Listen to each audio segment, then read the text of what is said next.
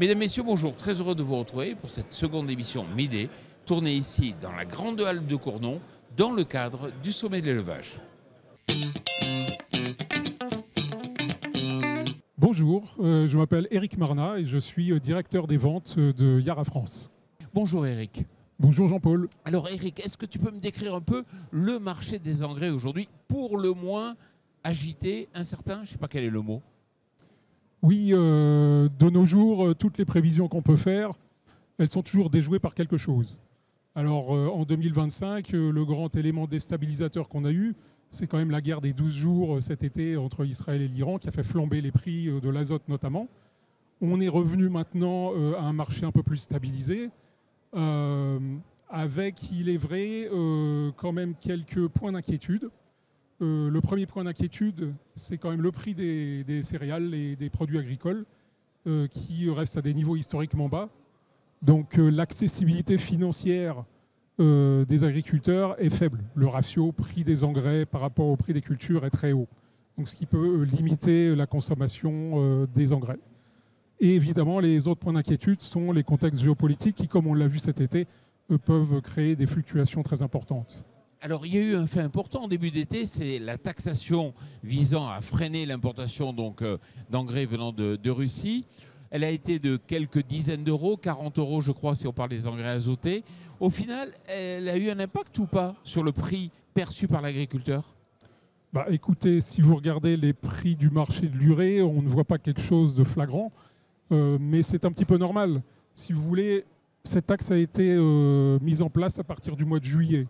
Donc il est un petit peu tôt pour voir aujourd'hui, on a les statistiques d'import peut-être jusqu'à fin août. On voit une inflexion. Alors il faut quand même rappeler que les imports d'engrais russes avaient été multipliés quasiment par 3 après la guerre en Ukraine. Depuis le mois de... Et il y a eu une anticipation de cette taxe, donc un afflux d'imports avant le mois de juillet. Donc on ne voit pas encore d'effet vraiment sur les volumes importés ni sur les prix. Mais vous savez, le marché des engrais est un marché globalisé. La France représente 2% peut-être de la consommation d'engrais globale. Les producteurs russes, ils vont vendre leurs produits ailleurs. La place est prise par d'autres acteurs. Il y a énormément de producteurs qui vendent leurs produits en Europe et sur la France. Donc on ne manque pas aujourd'hui de choix pour importer des engrais. Donc c'est juste un effet sur les flux d'import et d'export qui se joue au niveau global, mais au final, ça n'a pas un impact direct qui peut se voir sur le prix de l'engrais. D'accord. Et j'ai dit qu'effectivement, elle était de 40 euros, mais elle va augmenter au fil des ans. Et là, peut-être dans quelques années, elle va prendre, on va plutôt parler de centaines d'euros plutôt que de dizaines d'euros. Alors, une autre taxe qui va avoir un impact, et là, on est en centaines d'euros aussi, c'est ce qu'on appelle le mécanisme MACF. Est-ce que vous nous expliquez ? Alors, le mécanisme MACF, oui, c'est le grand sujet du moment. On en parle beaucoup en ce moment parce que l'application va commencer effectivement en janvier 2026. Mais il faut savoir que c'est depuis 2023 que cette mesure est connue. Et pour nous, industriels européens, ce qu'il faut savoir quand même aussi, c'est que ça fait 20 ans qu'on paye une taxe carbone, qu'on est soumis à des réglementations sur nos émissions de carbone. Donc en fait, le MACF va venir remplacer un système qui existait déjà donc depuis 2005, le SEC, qui est le système des quotas carbone. C'est-à-dire que vous avez un plafond d'émissions et que tout ce que vous émettez en plus, vous payez en fonction de vos émissions. Alors, ce plafond a été revu à la baisse d'année en année en fonction des objectifs de décarbonation de l'industrie européenne. Et vous aviez deux choix, c'était soit d'investir pour décarboner vos unités de production, soit de payer. Bon, nous, Yara, on a fait le choix depuis 20 ans d'investir. Et il faut quand même dire qu'on a diminué nos émissions de 40% depuis 20 ans, ce qui n'est pas rien. Mais le problème qui se présentait de plus en plus, c'est que les producteurs extra-européens, qui pouvaient être beaucoup plus émetteurs, eux, ne payaient rien. Donc il y avait un problème d'équité. Et le mécanisme du MACF qui va se mettre en place à partir de l'année prochaine, mais de façon progressive jusqu'en 2034, va venir remplacer ce système de quota carbone, mais va venir aussi mettre sur un pied d'égalité les produits qui sont fabriqués en Europe et les produits qui sont importés depuis l'extérieur, pour que les produits payent exactement la même chose en fonction de leur empreinte carbone. Voilà, c'est une taxe carbone aux frontières, on pourrait le résumer comme cela. Effectivement, vu qu'on va taxer des produits entrants dans l'Europe, forcément il va y avoir une hausse des prix. Alors, comme je le disais, toutes les prévisions que l'on peut faire sont en général déjouées par quelque chose. C'est vrai que, alors, il y a des calculateurs qu'on commence à voir qui sont émis. Alors, il y a un certain nombre de paramètres qui ne sont encore pas bien connus. Et c'est vrai que c'est un problème pour les importateurs et pour les utilisateurs. C'est de ne pas avoir cette visibilité exacte, de dire combien ça va coûter exactement. Mais bon, si vous regardez les calculateurs, en gros, pour l'urée, ça représente quelque chose entre 40 et 60 $ par tonne à partir pour 2026. Maintenant, si vous regardez l'évolution du prix de l'urée sur les 2-3 dernières années, des fois, c'est beaucoup plus que ça. Donc, il n'y a pas que ça qui rentre en jeu. Il peut y avoir d'autres facteurs. Donc, on ne sait jamais en janvier ce qui peut se passer. Ça peut être un facteur de hausse, mais parmi d'autres. Parmi d'autres, qui peuvent être des facteurs de hausse ou de baisse. Mais en 2026, on peut imaginer que la volatilité du marché peut-être va mettre dans l'épaisseur du trait la taxe MACF, mais en 2030, ça ne sera pas le cas. Parce que là, on a une taxe qui va être croissante selon les années. C'est vrai, la taxe va être croissante, mais c'est pour aussi donner le temps aux industriels qui fournissent l'Europe de également décarboner leurs usines, comme l'ont fait les industries européennes. Donc peut-être qu'avec le temps, des solutions de décarbonation sur lesquelles les industries d'engrais travaillent vont donner des résultats et que l'empreinte carbone de ces produits va baisser.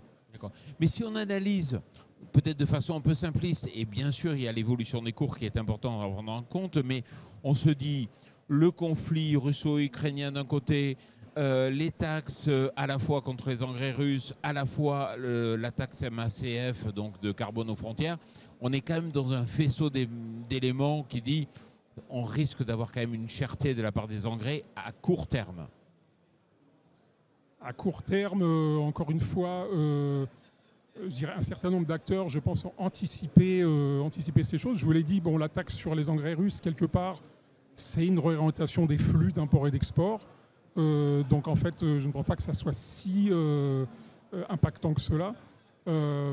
La taxe MACF, c'est vrai, on va voir comment les acteurs vont s'adapter à cette nouvelle donne. Mais encore une fois, c'est un mécanisme qui est progressif. Bien sûr, je n'essayais pas du tout de vous faire dire que ça va augmenter ou baisser. Je sais très bien que ça va dépendre des cours, de l'offre, de la demande, enfin, de tous ces phénomènes. C'est juste pour avoir quand même l'idée qu'il y a un faisceau aujourd'hui qui n'est pas très positif. Voilà, très clairement. Et à moyen terme, est-ce qu'on peut imaginer qu'il va y avoir une stabilisation ou c'est encore plus dur de pouvoir prévoir quelque chose ? Disons que c'est encore plus dur, mais la grande question, c'est quand même liée au MACF et au coût de la décarbonation de façon plus large. La grande question, c'est comment ces coûts peuvent être répartis de façon équitable sur toute la chaîne de valeur. Parce que le problème que l'on a aujourd'hui, c'est si on demande de supporter ce coût de décarbonation pour les industriels, ça ne va pas marcher. Si on demande aux agriculteurs de supporter ce coût de décarbonation, ça ne va pas marcher non plus. Il faut que les industries agroalimentaires et que les industries en aval jusqu'aux consommateurs prennent leur part pour participer et contribuer à ce coût de décarbonation. Et là, on pourra s'en sortir. Mais pour l'instant, ce n'est pas le cas, parce qu'on a l'impression que personne ne veut payer la décarbonation de façon globale. Ça n'est pas le cas. Il y a quand même des lignes qui bougent. Il y a quand même certaines industries, certains acteurs agroalimentaires qui font des démarches, avec lesquels d'ailleurs nous sommes aussi en dialogue. Il faut garder l'espoir. Il faut garder l'espoir. Je pense que les lignes bougeront. Bon, mais restons positifs. Merci beaucoup, Éric, d'être venu ici sur notre plateau. Merci bien. Merci Jean-Paul. Bonjour, je m'appelle Sylvain Boiron, je suis éleveur de chèvres dans le Loir-et-Cher et secrétaire général de la FNEC. Bonjour, Yves Grandemange, donc producteur de lait bovin à la FNPL, Fédération nationale des producteurs de lait, et responsable du dossier lait cru et fromage fermier. Bon, il faut que vous m'expliquiez, il y a quoi? Il y a péril sur les fromages au lait cru? Il y a péril économique en tout cas. C'est-à-dire qu'aujourd'hui, les alertes sanitaires deviennent des problèmes financiers et ça, c'est pas tenable dans le temps. Et nous, les fromages au lait cru, on les veut partout pour tout le monde. Certes, il y a des précautions à prendre pour les gens qui doivent le consommer, mais il y a aussi des bénéfices sur ces fromages-là. Et quand on fait la sécurité sanitaire, on fait gaffe que nos fromages soient bons et ne rendent pas les gens malades. C'est ça qui est important. Et quand on fait ça, des fois, il faut en écarter. Il faut pas que ça devienne un souci économique qui plombe et qui décourage les acteurs de la filière. Il y a péril surtout parce que pour l'instant on est toujours sur un discours qui n'est pas équilibré parce qu'on explique aux gens, c'est très bien qu'il y a un risque quand même à consommer des fromages au lait cru sur la santé de certaines personnes, les femmes enceintes, ça. Mais on n'a encore pas assez communiqué sur le fait que ces fromages au lait cru, ils sont aussi très bons pour certaines allergies, pour certaines pathologies, non, mais sur la santé globale de... Alors attendez, ils sont pas très bons, ça veut dire que les autres peuvent générer des allergies alors que les vôtres ne les génèrent pas. Ils ont un rôle protecteur, mieux que ça. Ils ont un rôle protecteur contre les allergies. Et ça, c'est vraiment prouvé par des études. Alors, Sylvain, Yves, si vous êtes présent ici, c'est parce qu'effectivement, vous allez alerter donc, les pouvoirs publics en disant tout ça, ça nous coûte de l'argent et aujourd'hui, on n'a pas forcément l'argent pour assurer cette sécurité alimentaire qu'il faudrait assurer. Ça rend nos fromages plus chers parce que le coût de la sécurisation sanitaire, il fait que nos fromages sont plus chers aux consommateurs. Et quand il y a un problème économique, on perd la valorisation dans les élevages, dans les fromageries. Et donc on arrive au bout d'un système qui fait que pour prendre ces coûts de sécurisation, il faudra encore augmenter le prix des fromages. Et là, les gens vont arrêter de les acheter. À un moment, même si nos fromages sont très bons et qu'ils nous protègent, s'ils sont trop chers, les gens vont arrêter de les acheter. Donc à un moment, il faut que le coût de la sécurisation il soit acceptable, qu'il soit assez sécurisant, mais pas non plus les ceintures, bretelles, parapluies, cirés que parfois l'administration met sont vraiment lourds. Et du coup, les crises sanitaires s'allongent et deviennent des crises économiques. Donc Yves, vous êtes venu ici pour dire il y a trop ceinture et bretelles, il faut peut-être alléger un peu les process, ou vous dites on a besoin d'argent pour faire qu'on soit capable de satisfaire les protections demandées. Nous, producteurs fermiers, ce qu'il nous faut vraiment, c'est un cadre qui soit un petit peu moins défavorable parce que quelque part, à chaque fois, on nous remet des différentes analyses, tout ça. En aucun cas, on prend conscience, on responsabilise le producteur en lui disant on a dans chaque exploitation des critères à surveiller et ces critères-là, ils doivent déjà faire foi quand on a l'administration qui vient pour notre contrôle tous les ans. On prouve qu'on a bien fait les choses. Et on est conscient que quand il y a des crises sanitaires, c'est qu'il y a quelque chose qui ne va pas. C'est pour ça qu'on veut aussi chercher encore plus. Et on demande dans un vrai plan lait cru. Voilà, alors on sait bien qu'il n'y a plus de sous. Mais à un moment, ou un autre. Oui, voilà. Mais aujourd'hui, il y a de la recherche. Il y a de la recherche qui est faite. Et nous, on voudrait orienter la recherche vers ces sujets de lait cru. Et le problème de la recherche, c'est souvent des problèmes de fond, mais c'est souvent aussi des problèmes d'orientation des fonds. Et nous, on dit la priorité doit être sur ce sujet-là, sur le lait cru, pour nous aider à aller dans les fermes, à améliorer les pratiques encore, même si elles sont déjà très bonnes, mais de trouver les petits points qu'on peut encore améliorer et de mettre de la recherche là-dessus, de prioriser les choses parce qu'on va les perdre, ces produits d'exception qui sont les crus. Alors vous savez, allez-y Yves. Alors la recherche, voilà, et surtout, ce que je disais tout à l'heure, il faut qu'on explique les bienfaits du lait cru et des fromages au lait cru, que le consommateur puisse en être conscient. Quand il prend son fromage et qu'il va en famille, nous c'est ce qu'on recommande toujours, on dit, il y a une femme enceinte dans la famille, vous achetez quand même votre fromage au lait cru et vous dites à la femme enceinte, le fromage, notre master en l'occurrence, vous le faites chauffer. Ouais. Comme ça, vous limitez ce risque. Et puis elle boira du jus d'orange à l'apéro, cette femme enceinte, au lieu de boire du vin. Voilà. Et c'est rentré dans les mœurs et c'est normal. Et donc là-dessus, ce qu'il faut insister aussi, c'est que nos fromages au lait cru sont naturels. C'est de la première transformation, je veux dire, c'est transformer tous les producteurs fermiers de France, 99,9, on va peut-être en trouver un qui va pasteuriser chez lui, mais ils sont des producteurs au lait cru. C'est une spécificité française, ça. Il n'y a pas ça ailleurs en Europe, il y a ça ailleurs nulle part. Je vais vous contredire un peu, ceux qui connaissent un peu le secteur agricole savent que c'est une bonne année pour le prix du lait aujourd'hui. oui, non mais pour le standard, je vais être très clair. Ouais, pour le standard, oui. Aujourd'hui, pour les gens qui produisent des fromages au lait cru et du lait pour faire des fromages au lait cru, aujourd'hui la valorisation elle est la même que pour du lait standard. Et en fait, quand on fait des fromages au lait cru, ça coûte plus cher. Et quand on produit du lait cru destiné, ça coûte plus cher parce que c'est beaucoup plus de précautions, beaucoup plus de travail. Parce que tout le travail qu'il vous a dit, là, on fait attention dans les fermes, mais on fait beaucoup plus attention. Donc forcément, ça coûte plus cher. C'est plus de temps, c'est plus de main-d'œuvre. En chèvre, c'est pailler beaucoup plus souvent que les copains. C'est vraiment un travail de tous les jours. Faire attention aux températures de litière. C'est un entretien quotidien qui est beaucoup plus poussé que dans une ferme qui produit du lait standard. Et du coup, il faudrait une valorisation supplémentaire, ce qui est la moindre des choses. Et aujourd'hui, quand on est valorisé au même prix, bah, ça passe pas. Mais c'est comme les bio qui sont payés au prix du conventionnel, quoi. C'est la même idée, hein, c'est le même problème. Dites-moi, vous demandez combien? Il y a une enveloppe, il y a un prix, vous avez chiffré un peu tout ça? On demande déjà une volonté politique de dire on veut orienter les fonds de la recherche là-dessus. Déjà, on dit il y a un problème, il faut qu'on y regarde. Le pognon, il va pas tomber du ciel, on sait comment ça marche. Mais après, on a des interpros qui mettent de l'argent, on va aller chercher des choses. La question, c'est de dire, déjà, il faut une vraie volonté politique de faire ça. Et après, il y a des soutiens qu'on peut imaginer aussi. Hein. Je veux dire, aujourd'hui, on sait assurer du blé, de l'orge, s'il y a de la grêle, s'il y a des machins, un aléa climatique. Un aléa sanitaire, c'est à peu près la même chose, il est quasiment explicable de la même façon. Et ben dame, pourquoi on n'irait pas chercher une aide à l'assurance dans les exploitations sur ces sujets-là? Ce que je disais tout à l'heure sur la communication, on peut très bien imaginer demain qu'on fasse une communication vraiment très ouverte en disant voilà, les fromages au lait cru, ils ont des risques, mais ils ont surtout aussi beaucoup de... Voilà, il y a un livre blanc qui est sorti par la Fondation Lait Cru, qui est connue au Fondation du patrimoine, qui a fait beaucoup de travaux sur ce lait cru, qui a fait surtout un recueil de tous les travaux qui ont été faits et qui arrive à prouver ce que je vous ai dit tout à l'heure sur les allergies, sur beaucoup de choses. C'est un peu comme l'agence bio a communiqué sur le bio, on bah peut oui, mais voilà, sur avec des sujets très simples. Cette exception de nos AOP et des fromages au lait cru, elle doit être mise en avant et elle doit être concrétisée, parce qu'il faut parler d'argent aussi, elle doit être concrétisée dans la valorisation des fromages et aussi faire l'objet de quelques exceptions dans le code du commerce aussi, quoi. Parce qu'aujourd'hui, on a des gens qui cherchent encore plus sur ces fromages-là et du coup, il y a des pénalités commerciales qui arrivent.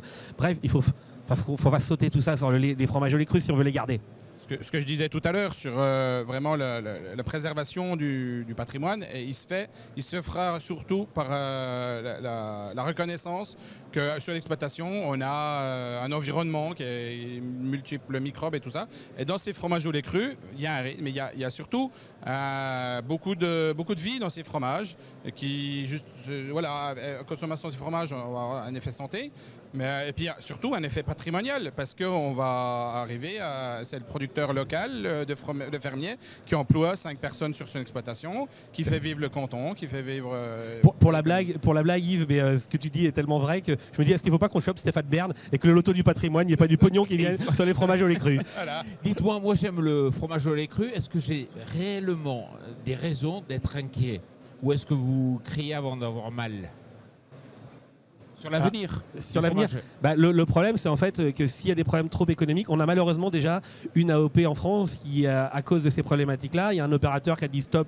Moi, je plie les Gaules, c'est la rigole de Condrieu. Ouais, cité, voilà. Et voilà, et qui maintenant, il ne reste plus que quelques producteurs fermiers. C'est un produit que vous trouverez, qui est introuvable aujourd'hui. Enfin, à part dans le coin, vous n'en trouverez pas ailleurs. Et on a quelques autres AOP où on est sur la planche. Moi, dans ma région, le Pouligny-Saint-Pierre, on est à 2 doigts de l'hécatombe, quoi, parce qu'il n'y a plus assez de volume pour faire vivre un collectif autour d'un fromage, quoi. On a nous aussi dans l'Est, sur du Morbier par exemple, des opérateurs qui se posent des questions, qui se disent oui, si demain on arrivait à déroger un petit peu à cette règle à thermiser le lait, ça nous arrangerait, sauf qu'on ne retrouvera plus cette typicité. Et réellement, nous, c'est ce qu'on veut, c'est ce qu'on défend. C'est vraiment les fromages au lait cru, ça fait partie du plateau de fromage français.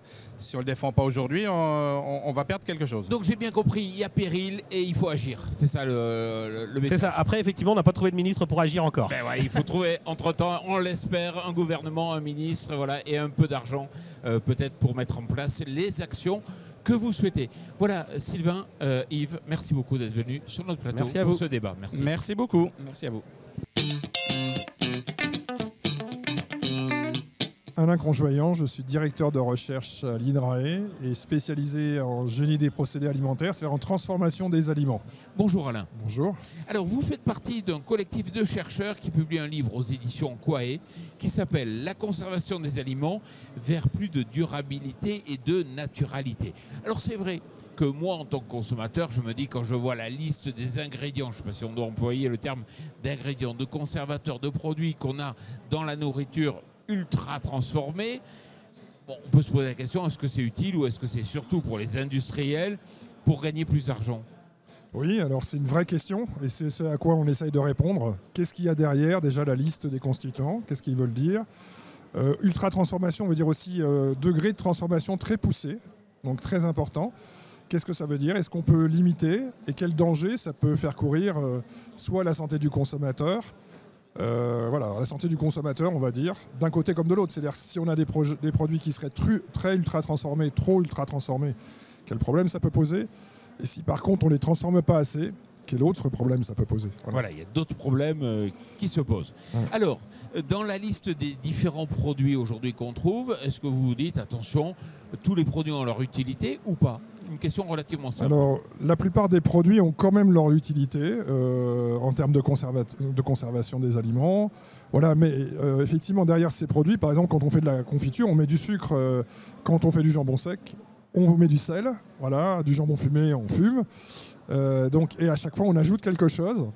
On a un procédé derrière et donc il faut effectivement regarder, décortiquer pour bien comprendre là où il y a le danger, de là où est l'utilité. Et il y a un problème finalement d'équilibre entre danger chimique, parce qu'à ce moment-là, le consommateur pense au cancer ou aux substances qui peuvent être cancérigènes, face par exemple au risque microbiologique, c'est-à-dire si jamais on ne met pas certains composés, si on ne met pas assez de sucre, il se développe des micro-organismes qui peuvent être... Mais on peut se poser aussi la question, est-ce que dans le jambon, on a besoin d'avoir des nitrites? Alors c'est une vraie question, effectivement. On essaye de réduire, les industriels essaient depuis plusieurs années de réduire la quantité de nitrites. Il y a eu des alertes en disant que trop de nitrites, normalement, devrait être un des promoteurs du cancer du côlon. Et donc face à ça, effectivement, les pouvoirs publics aussi ont fait des lois pour réduire la quantité de nitrites. Par contre, le zéro nitrite sur certains produits peut être problématique. En termes de qualité sensorielle, ça c'est pas trop grave. Ça peut être la couleur ou la flaveur quand même, mais ça peut aussi avoir des problèmes de non-inhibition d'un certain nombre de micro-organismes pathogènes qui sont très toxiques, très dangereux pour la santé. Donc faut quand même regarder ça de très près. C'est une question auquel on essaie de répondre dans le livre justement.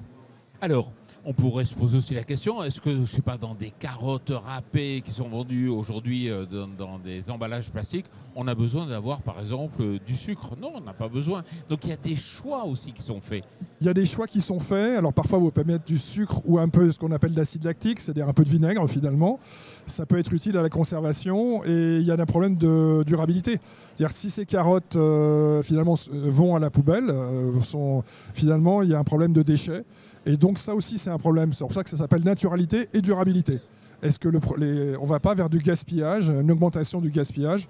Donc il y a tout effectivement un débat là-dessus et des arguments qui sont apportés dans le livre pour et contre, effectivement, parce qu'on ne prend pas parti. Nous on est des chercheurs, on essaie d'objectiver un peu les questions, de les décortiquer, et tout en essayant d'être relativement abordable d'un point de vue du langage. On essaye, voilà. D'accord. Et c'est intéressant justement d'objectiver.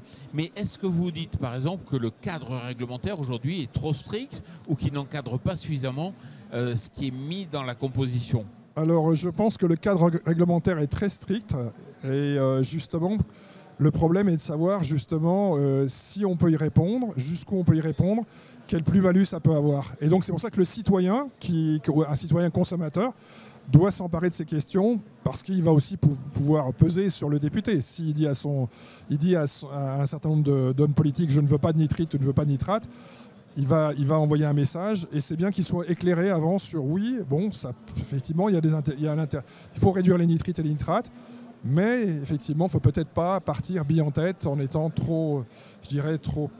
un peu trop excessif. Voilà. Allez, et on pourrait se poser aussi la question de extension possible du cadre réglementaire. Vous savez, il y a le problème de l'hexane qu'on utilise donc pour extraire de l'huile de façon un peu industrielle par rapport à des procédés mécaniques traditionnels. Est-ce qu'on a besoin aujourd'hui d'avoir un solvant pour extraire au maximum l'huile?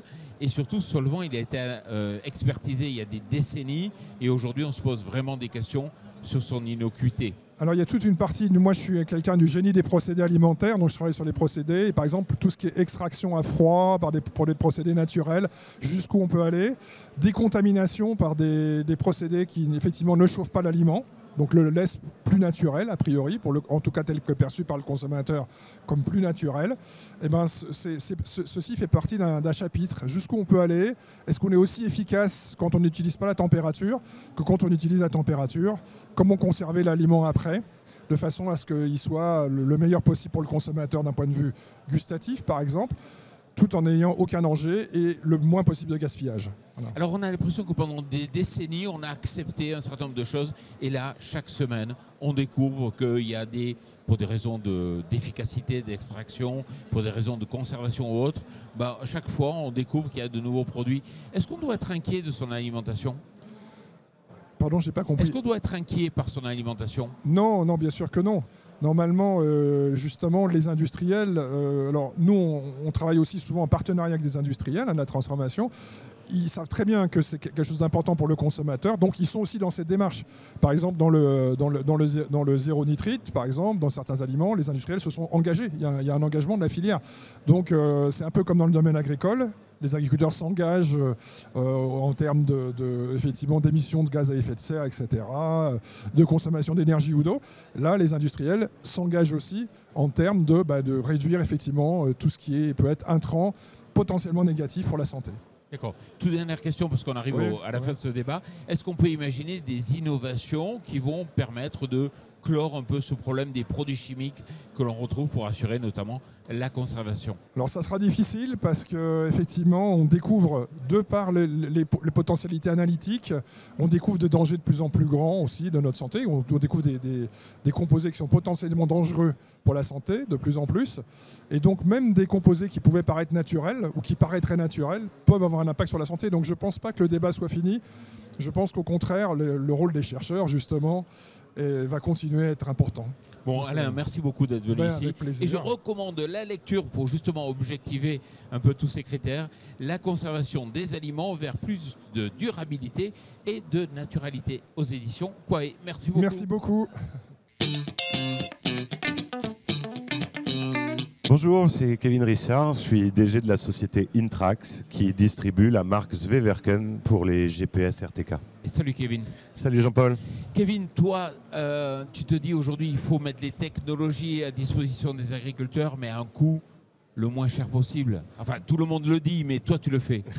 On essaye, en tout cas, on fait tout pour. Effectivement, le cœur de notre activité et la philosophie d'Intrax, c'est de proposer à l'agriculteur une solution qui va lui apporter du confort, une amélioration économique, mais toujours à un prix maîtrisé. Parce qu'on sait que c'est un des sujets en agriculture que le surinvestissement. Alors, vous faites des solutions de guidage. Moi, j'ai besoin de chiffres. Concrètement, vous le proposez à moitié prix. Comment vous faites ? Alors à moitié prix, ça dépend toujours par rapport à quoi. Mais c'est vrai qu'aujourd'hui, on est en mesure de proposer des solutions d'autoguidage RTK, donc avec une précision tout à fait acceptable pour n'importe quel agriculteur, à partir de 5 000 € pour un tracteur. Comment peut-on expliquer que vous êtes capable de le faire à 5 000 € et que d'autres le fassent à 15 000 €? Ah, c'est une grande question, ça, Jean-Paul. Tu sais que comment dire, il y a un historique qui est préexistant avec des marques qui sont très bien implantées depuis des années, qui avaient effectivement été pionnières dans ces technologies-là, donc qui se sont effectivement permis d'avoir des prix qui étaient très élevés, clairement, hein, et qui n'ont pas beaucoup évolué avec le temps, alors que ces technologies-là se sont beaucoup démocratisées et qu'aujourd'hui, on est en mesure de produire que ce soit une console, une antenne ou le matériel nécessaire à la réception RTK pour des tarifs qui sont nettement inférieurs à ce qui est proposé sur le marché. Après, ce qui peut faire la différence, c'est le soft, hein, c'est parce que derrière, il y a des ingénieurs, des gens qui travaillent. Là aussi, il y a une question de valorisation de ce soft et surtout des abonnements qui vont avec. Et nous, c'est là-dessus qu'on travaille avec vraiment la volonté de supprimer ces abonnements et qu'une fois que j'ai acheté mon matériel, il est à moi et je l'utilise à volonté. puis ces écarts de prix, on les a vus dans la téléphonie, c'est pareil. C'est-à-dire qu'à un moment donné, le marché fait que le prix est élevé, puis après on voit très bien les prix chuter en fonction de la concurrence. Et vous participez justement à la baisse du marché. Plutôt un succès positif en 2 ans. Vous avez vendu combien de solutions ? On est rendu à presque 1000 autoguidages sur le territoire de la marque Zweverken, pour lesquels on est le distributeur pour la France. Et effectivement, c'est des produits qui sont en forte demande, qui augmentent avec le temps et qui doivent être accessibles. Parce qu'aujourd'hui, la demande est vachement forte auprès des agriculteurs. On leur demande d'être de plus en plus précis, d'économiser l'engrais, d'économiser les phytos. Le marché leur impose aussi avec les prix. Et toutes les solutions qui vont permettre de diminuer le coût de production ou du moins de le maintenir à des coûts raisonnables est intéressante et importante pour les agriculteurs. Alors que tu sais que des fois dans les débats, on voit des personnes qui le disent non, aujourd'hui l'agriculture, il faut qu'elle soit low-tech, c'est-à-dire avec très peu de technologie. Ton avis ou pas ? Non, mais je ne partage pas forcément cet avis parce que je pense que ce qui est important, c'est l'objectif qu'on a derrière. C'est faire de la tech pour de la tech, effectivement, ça n'a aucun sens. Par contre, c'est l'usage. C'est-à-dire que, par exemple, je propose un repousse-fourrage, il est entièrement robotisé. Et bien, c'est ça qui est intéressant. C'est-à-dire qu'à partir de là, l'agriculteur n'a plus à passer 1 heure, 1 heure et demie tous les jours à pousser du maïs, tout simplement. Là, on peut se dire que la technologie est justifiée. Après, on travaille également une gamme de mélangeuses où là, la technologie n'a pas vraiment sa place. C'est-à-dire qu'à part des pesons et un terminal de commande, on n'a pas besoin d'aller ajouter des éléments connectés ou des choses comme ça. Je pense que dans les tracteurs, c'est pareil pour tout en fait. Selon les besoins de l'agriculteur, on va adapter plus ou moins de technologie et on peut pas... Comme on ne peut pas aller dans le tout technologique, on ne peut pas aller dans le tout low-tech. C'est-à-dire que ce qu'on doit viser, c'est l'équilibre. En fait. Voilà, vous n'avez pas de religion là-dessus. C'est quoi la rentabilité qui doit être le... Oui, c'est la rentabilité pour l'agriculteur. C'est le confort de travail, l'efficacité économique de la machine. Est-ce que je gagne de l'argent quand je la fais tourner ou est-ce que j'en perds ? La question, elle est là, tout simplement. Et dans certains cas, la technologie va améliorer le résultat, va permettre de diluer les charges liées à cette machine. Dans d'autres cas, elle va juste augmenter son prix. Et dans ce cas-là, effectivement, on ne va pas y trouver son compte. Vous avez une croissance qui est très rapide aujourd'hui. 2 ans d'ancienneté, un positionnement sur des produits qui sont bien positionnés, j'ai envie de dire, en termes de prix notamment. C'est quoi les prochaines étapes ? L'avenir nous le dira, c'est nos clients qui décident de ça. On a une philosophie qui est très liée aux agriculteurs, tu l'as compris.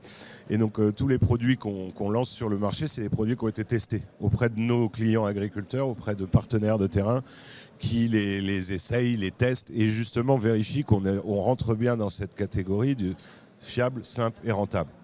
Et donc pour l'instant, on a effectivement d'autres projets en cours.